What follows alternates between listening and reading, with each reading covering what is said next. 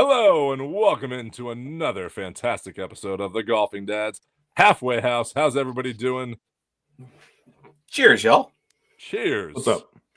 Dave, hold up that bottle again. I need people to see the comically large bottle of whiskey you had before you went on air.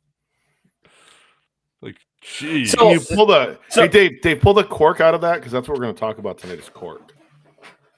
So here's the thing. The reason it is a comically large bottle of Woodford Reserve is because we hosted a Kentucky Derby party not too long ago for almost 200 people that I was making mint juleps for. And it was much easier to buy the comically large bottle of Woodford Reserve to make mint juleps for 200 people. So, not talking about the Kentucky Derby has had its fair share of scandals with things that happen with horses running into each other and trainers and all that kind of stuff. But we're here to talk about this week with everything that happened at the PGA, from Rory to Scottie to drivers being tested. And we wanted to kind of dive into that a little bit because it's interesting. I feel how the media plays it up and what it actually is.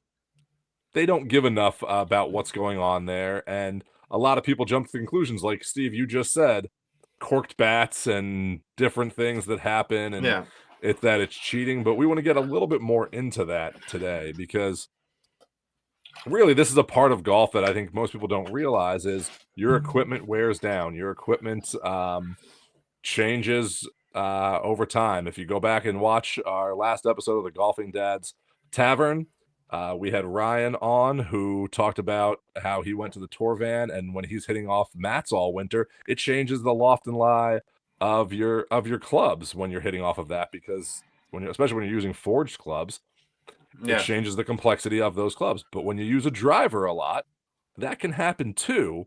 And those things can make it to what happened non-conforming.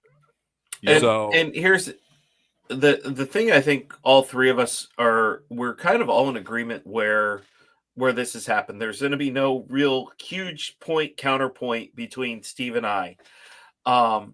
Tonight, we're not debating like that. Pete Rose, but I think for the average golfer, which we all are, sitting here, some of us don't realize what our clubs go through as compared to the professional golfer. Where I mentioned it on Tuesday night talking to Ryan, where even Scottie had said Scottie was one of the ones that come out and said he got tested. Should this list be kept confidential? Yes, but media gets a hold of it. Different story. He's like, yeah, I've been using the same driver pretty much since the Masters.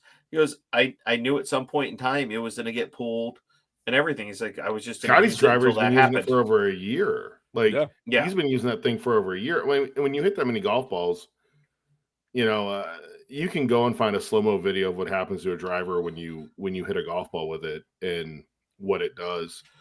I think the problem that I have with this whole thing is the clickbait media, the social media that is out there have tried to make this out. We realize who we are, people. So just to understand that. We're the anti-heroes. The clickbait side of social media is like, oh, Rory cheated at the Masters, this, that, and the other. I will not accuse Rory of that, nor do I think he did. I think there's a bigger problem here that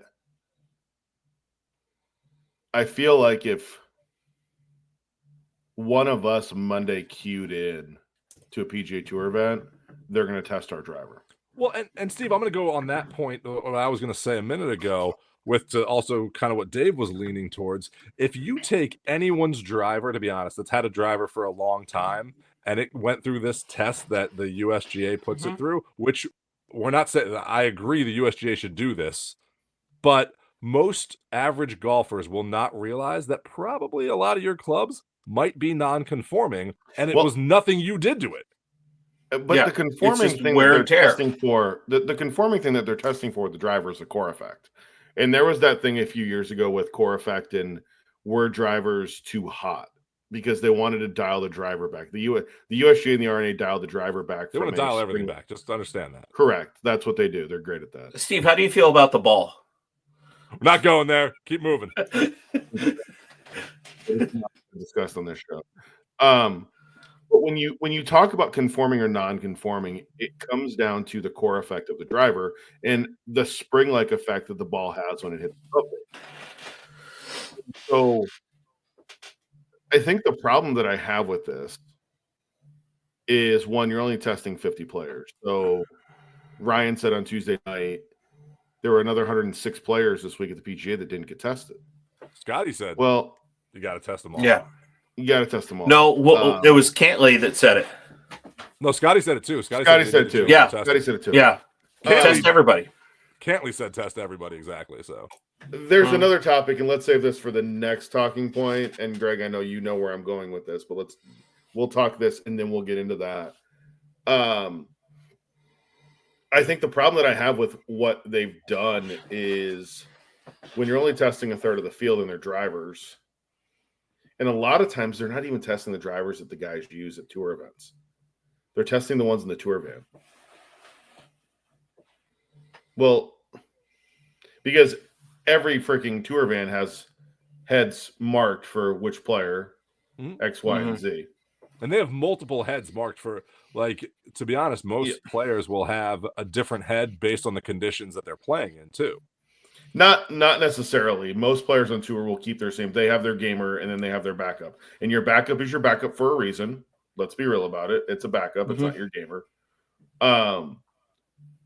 And they test, and these guys have silver Sharpie on the bottom of every single one of these drivers that shows the exact loft on the club face, because when you and I go buy a driver off the rack at PGA Tour Superstore, Dick's Sporting Goods, any of the above, they're marked at 9 degrees or they're marked at 10.5 degrees. And I can guarantee you, if you set those things at standard, that is they're not exact on that. So all of them have the markings exact. They've got Sharpie lines on the bottom, and you know, these guys get out there and they just want to go and hit balls, and they want to figure out which one flies the best for them with the driver, with the loft combination, with the club head, with the shaft, and everything else. I think the problem that you have when you get to that point on the PGA Tour is where we're at a point where we all work for a living, and we're lucky enough that if we're a weekend warrior, even if you're a summer weekend warrior, you don't hit 1,000 golf balls a day. No. Which is what these guys do. Yep. You don't hit, you don't get out and play and we get out and play. Those guys get out and work. That's their job. So while we're going in and doing our 9 to 5s, these guys are hitting golf balls and practicing, hitting chip shots. That is their 9 to 5. That's their 9 to 5. So I just feel like they're going to hit so many golf balls. They're going to go play tour events. They're going to hit balls on the range before, after, work on things. Scotty's going to have the swing coach playing with his hips like he did on Saturday, on Friday night. Like, I feel like you're going to break down a driver. And let's also be real. If you think that Scottie Scheffler uses the same driver that you can go into Dick's Sporting Goods or PGA Tour Superstore and buy off the rack, and you think it's the same driver, you're insane. It looks the same. It looks I'll tell you that. I guarantee you, Scotty's QI10 and Rory's QI10 are two completely different driver heads. That is also true. That's also true. But like when you talk about what these guys are getting, and whether it's hot melt in there or different weighting, and to be honest, most of our viewers out there don't know what any of that means, like the hot melt and everything like that. Yeah. Like that is a technique that if you've got a driver that's got a hot melt in it and it hits knuckleballs all day long. Well, and for those that are listening, that's when they're putting, what is it? Why am I losing the word that they're putting in there? It's a gun that's got hot metal in it that they just it's basically, and they position it in the club. It's and adding weight to the driver in a certain position to help the swing weight of the driver, which your driver does not have that in there. No, it has the ability to put it in there. Every driver has the ability to put it in there. Yeah. But you're not getting that customization when you go to the store and get fit. No customization is offering that. Like they'll offer you colors and weights and different things like that, but they're not doing a hot melt in there. I'm gonna be honest. And it's also very hard, and this is where that gamer comes in versus your backup driver. It's hard to replicate once you do it to one. If you find one that's really good and you try and do the same thing to another one, it's very hard to replicate that to get it exact to what you've done. So that's why when you talk about a gamer versus a backup driver on the PGA Tour, it doesn't work. And like when you think about it with that, like we talked about Rory and how this he got tested and everything went there. But if you listen to Rory even a few years ago when he was talking about, hey, this iron feels a little bit off, so he cut, what was it, 1 millimeter off of the top to make a change? It was putter. It was putter. Yeah. Like they have that feel that some golfers you can have. Like I can have a feel. Or even Rory has talked about his grips and his wraps as well too being different. Exactly. Like you can feel that difference in the weight when you are that good and you do this. Like we said, it's your 9 to 5. You can feel those differences in there. So when you go, Steve, like you're saying, from the one you've been using all the time that you were doing really well with to the backup's A, not broken in, and B, that hot meld might be 1 millimeter to the left of where it was in the driver you can't use anymore. Yep. And hot melt breaks down. Yep. Anything you add in there is going to break down. So over time, that's going to break down. That's going to, and I also think that on the PGA Tour, these guys push the envelopes with those drivers. Yeah, 100%. You talk about shaving faces, and much like, and you guys have heard this, we all played softball together. Can you shave out a core of a baseball bat, and what does that do to it? An aluminum cork in a bat. It's cork in a bat. But even with that, like we talk about when we all played in cast softball leagues together. Oh yeah. Like you had bats that even like your friends had that you knew were broken in. Correct. And it's because that face has broken down. And this is the same thing that's happening here is it gets that spring effect that when you hit it off that sweet spot, you get a big it's gonna have all the markings of something that's legal, but here's the thing. But it is legal in most cases.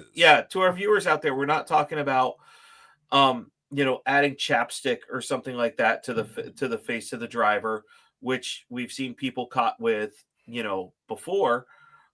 Here, this is just, it's nothing. It's just overuse of your clubs, and it's wear and tear, and it's broken down to the point where it just doesn't. There's nothing illegal technically about it. It just doesn't meet the regulations of what it should be at this level of the game.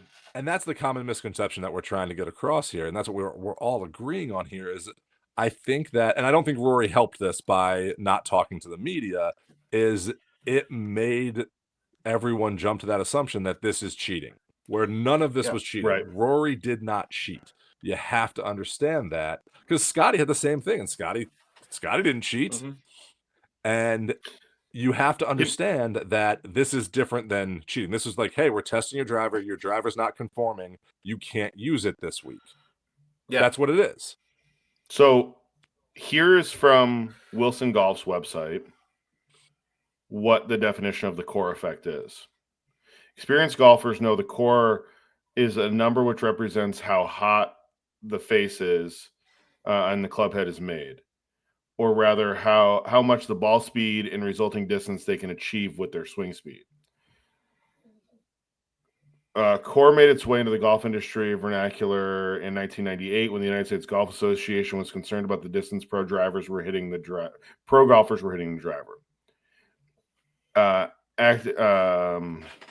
Acting before ever doing testing, the USGA banned pros distance increases on the use of relatively new at that time titanium drivers, and enacted a rule that placed a limit on core of all drivers. The limit of core, which is 0.830 core, was based on the highest measured core among drivers the USGA had ever approved as conforming prior to the policing of the core. What does that mean? It's smarter than science than any of the three of us here. All that means is ball hitch driver, it springs. And if you ever go and get a slow motion video of a driver hitting a golf ball, not only is the ball compressed down, but you can actually see the driver shrink down and then explode out. That's why you want to compress the ball a lot, because as it compresses, it builds energy and throws it out. So what they're looking for is something that falls into their parameters of that. And when you try that and you get something that's hot, and Callaway for the longest time sold a driver that was not legal. So did Wilson, Nike, for that matter. Not conforming. Let's not say not conforming. It's not conforming to what the standards are. So like that's where this comes in. It's not anything that's illegal that's for there, but in any kind of competition, whether you're playing in any sport, your equipment needs to be conforming to that. This is not something that you do to the club, like corking a baseball bat, which is cheating. You have to do that to a bat. Sorry, did I say that out loud? So you have to cork a bat. Or this is not like a pitcher, and I'll wait for you to say another name here, putting something on their neck to put more spin on a ball. Like or banging a trash can, or wearing a wire. Can. Like this is not I'll leave the Yankee pitchers alone today. This is the equivalent to in baseball when someone has a certain colored glove that is not conforming to what they allow because it blends in with something and makes it harder. Yeah, it's not giving you a competitive advantage per se. Right. Correct. And they're taking this out before you go into tournament play. So the problem with it is that when you do this right at the beginning, to what Steve was talking about with having a backup driver, is now you got to use that backup driver that you haven't really practiced with when they do this on a Thursday afternoon. Right. Yeah. Well, Tuesday or Wednesday. But yeah. And the other problem with this is we touched on this a little bit with Steve and Ryan on Tuesday night on how you were standing next to the guy that, has to tell somebody that they're being drug tested at the Truist. And here's the thing. It's a random 30, 50, 25, whatever that's in the field. Make it everybody. Yes, it's random. It's, ping pong balls out of the hat. I think drug testing to me is a little different than core effect on an equipment. But I think that's Dave's point, is like drug testing can be random, but when it's the equipment that everyone has to use, that's where it needs to not be as random. And here's the thing, I don't think at least with the equipment, we talked with Ryan on Tuesday night about how he was sitting in the equipment trailer for Ping. All these equipment trailers are there for all the players that are in that event to use from their sponsors, from whatever clubs they're using. The ability, it may not be the driver the driver head that you've hit 600, 700, 800 times, in practice leading up to that event, or 10,000 or whatever that number may be. But those equipment trailers are there to provide you with the next best available option, and somebody like Ryan is not going to get the certain specs that I guarantee you TaylorMade has 3 or 4 backups for Scottie and Rory and everybody else that they have on staff, with them, of their specific clubs and their specific designs in that trailer with them, whereas somebody else, you may just, hey, this is the tour edition driver head of that. But doing those testings to everybody across the field allows them to go to their equipment trailer and make those changes there on the fly. Well, and I almost think, Dave, to that point, I think the tour vans for all the equipment manufacturers should do the testing themselves there and be held accountable, that if you're going to do random testing, then it should fall back on, hey, you gave someone a non-conforming driver and it should fall onto that. Well, at that point, it's not non-conforming. No, I'm saying if you gave him that week, not like in Rory and Scottie's case where it's been worn down to this, but they should know, they should test it before you're going out there to practice that week. That should be one of the first things you do, is set up set up these players for success, so that Rory's not in the position that he's kind of been put in this week. That Greg, would be I'm going to just idea. Point something out, and you and I have talked about this week, actually. Mm-hmm. Also find it interesting, and I wonder if one of the other equipment manufacturers decided they were going to leak this information. But Rory and Scottie both play the same driver. Yeah. They use the same model driver. So in that driver, and let's be real, as a company, TaylorMade has gotten roasted for their drivers. I'm impressed that Scottie's used a driver for over a year. When you talk about the TaylorMade problems that they've had with crowns falling off and faces caving in, that in itself is very impressive. So I almost wonder, and I'll just say it, the number one driver on the PGA Tour, Callaway, did they want to leak this information to make themselves look better?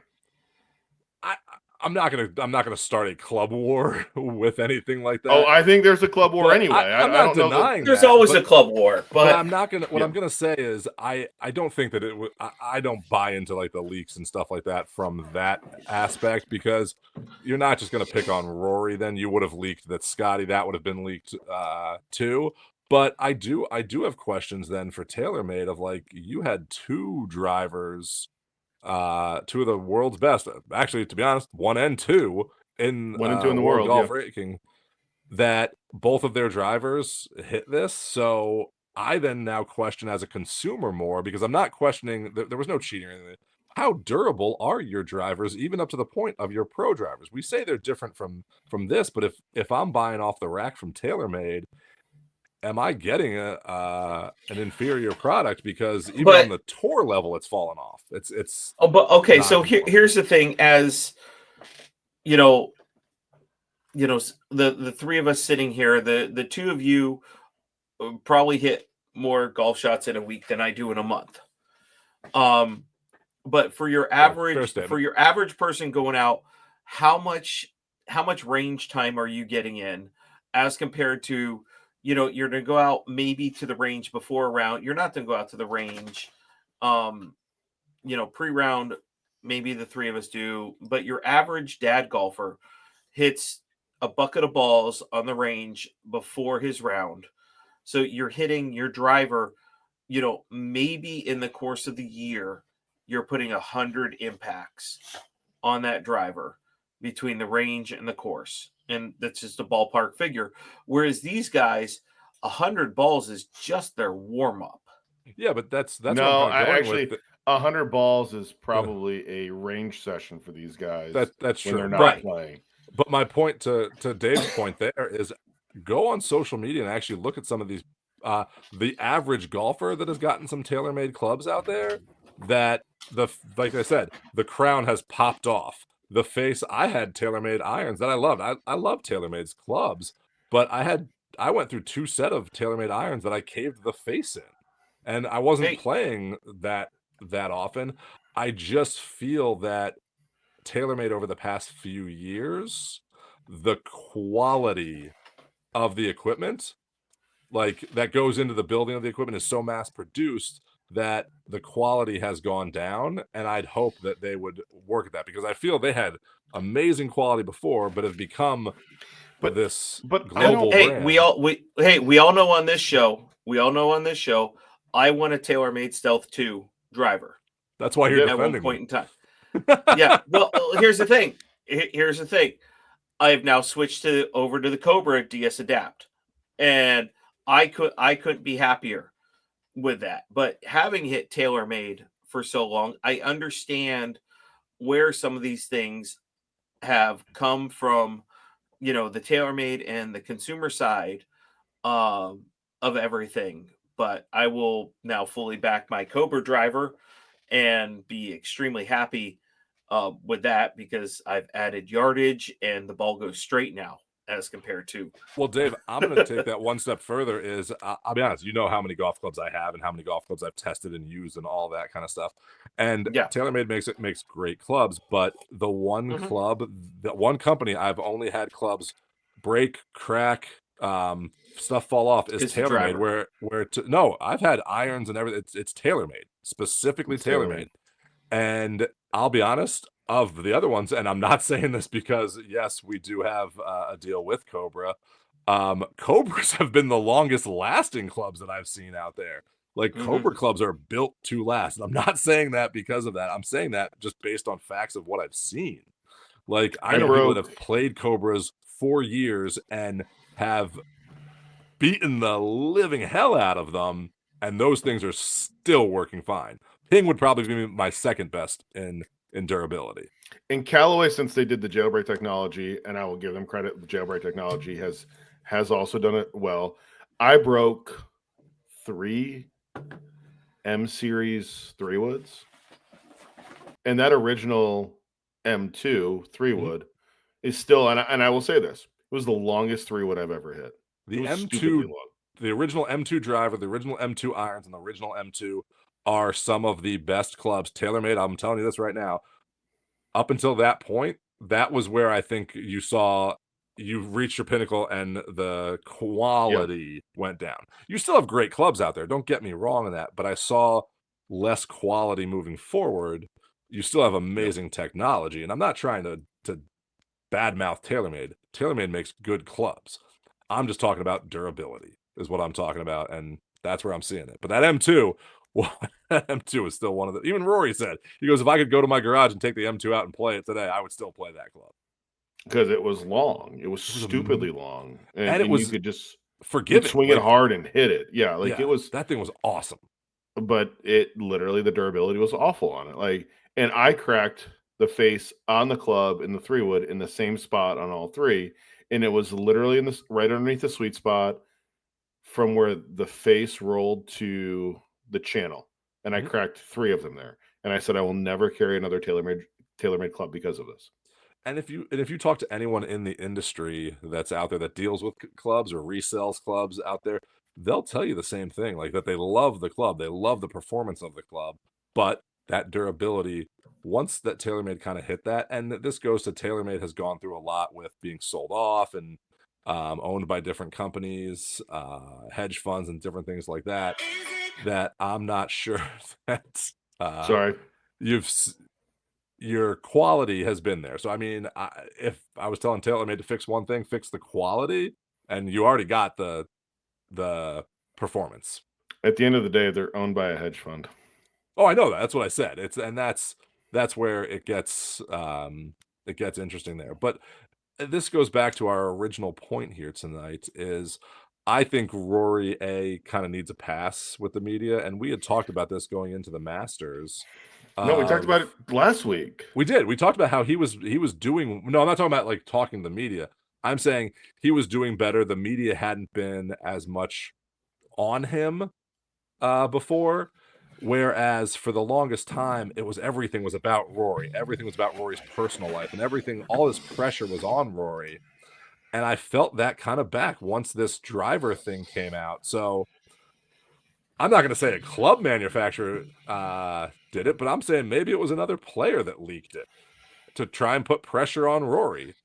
I 100% think it was another player that leaked it. So that's where I'm going. I don't think it was. That's why I don't think it was. Again, Xander came out and put Scottie under the bus. Here at the end of the day, though, whether it's a player, whether it's another club manufacturer, or whether it was a media getting overheard a hot tip, it happened, and should Rory have owned up to it and not created this firestorm of what it was? Maybe. Oh, I think if Rory had addressed it head on, I don't think Rory should have been put in that position to begin with. No, but I think, Steve, you're right. Rory should have addressed it head on. Correct. And that should have been No, I think he should have just brought it just up. Just like Scottie did. Yeah, just like Scottie did. This happened. Because this is what nobody's questioning Rory and Scottie are two different people. No, I agree with that. again, if Rory comes out and says, "Hey, listen, here's the deal. I didn't have my best today. My gamer was taken from me. The face broke down over use. And at the end of the day, my driver was deemed non-conforming. At this point, it's the first time it's been tested 3 times this year. Haven't had a problem with it. Now it comes back and pops for non-conforming. Again, I think that at that point, Rory takes the high road and everyone's like, oh, okay, cool. No worries. Now the questions are, because he doesn't address the media, he doesn't talk to the media, he only does his presser on Tuesday. Well, I think you did it 4 days in a row. You didn't talk to the media at all. That just made it worse. Right. Like you could have said it once, addressed it, moved on, and then if you didn't talk to the media the other 3 days, I don't think this is as big of a But here's the thing: Rory's gotten in this pattern of not talking to the media because I think he's just done. And I know we're getting a little off topic with that, but I think Rory as a whole is just done after everything that he has been through so far this year, with all the questions that have come out about him, whether it's personally or professionally. That was more last year. I think Rory is just. I still think he's just done, and I go back to Rory. I can't argue Rory's stance with the media right now, because he doesn't have to Marshawn Lynch anybody. He doesn't have to just show up because he has to be there. I miss Marshawn Lynch. There's no rules that. Yeah, I do too. Yeah, there's nothing in any of the PGA Tour language, to the best of my knowledge, and I'm the dumbest guy in the 3 of us here. I could be wrong. No, you're right.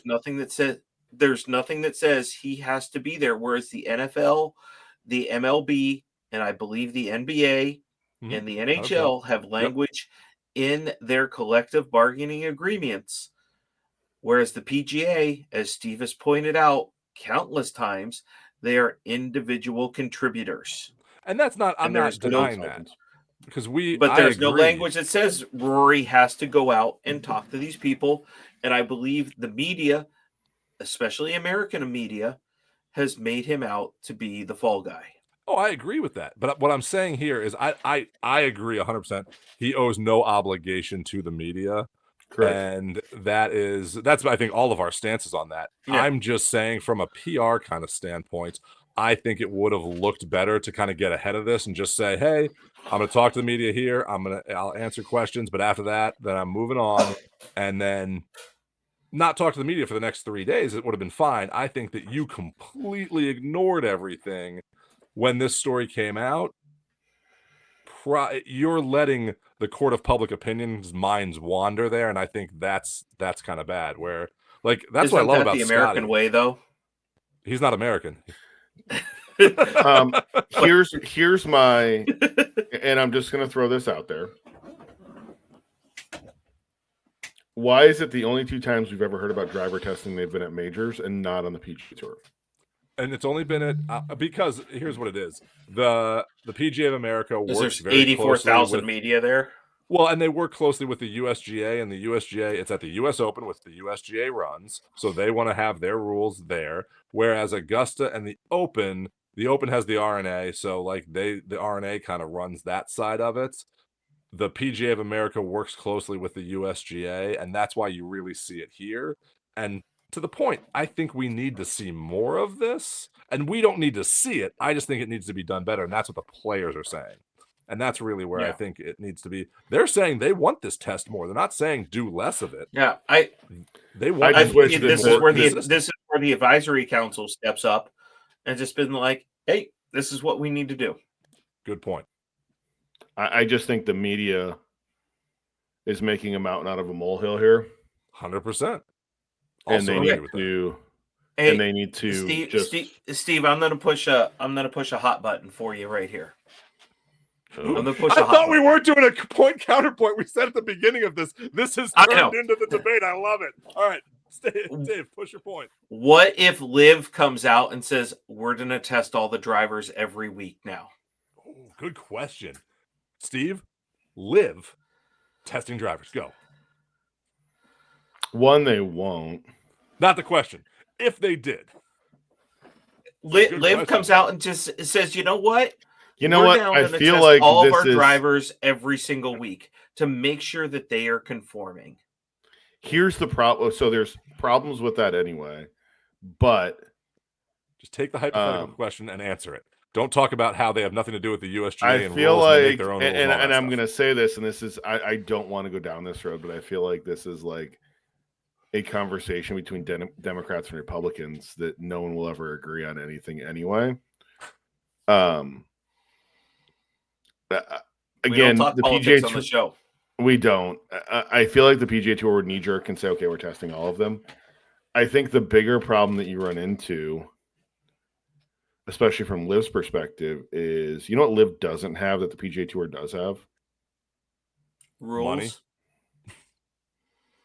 No, Liv's got plenty of money. Income. Not okay. Not okay. Financial So, backing. Steve, you're still avoiding my question here. You're still avoiding my question. Liv doesn't have tour vans at events. They have one van that will do clubs for players for all equipment manufacturers. Yeah, but there's reasons behind that. So, but still, to the question, would you say that Liv is doing the right thing if they did that, which is what the PGA players want? I think the tour would knee jerk and do it. That's not the question. Would you, if Liv did it first, would you say that was a good move by Liv? Oh, I'm not going to argue that's not a good move by Liv. I think it's a good move across the board that every driver needs to be tested.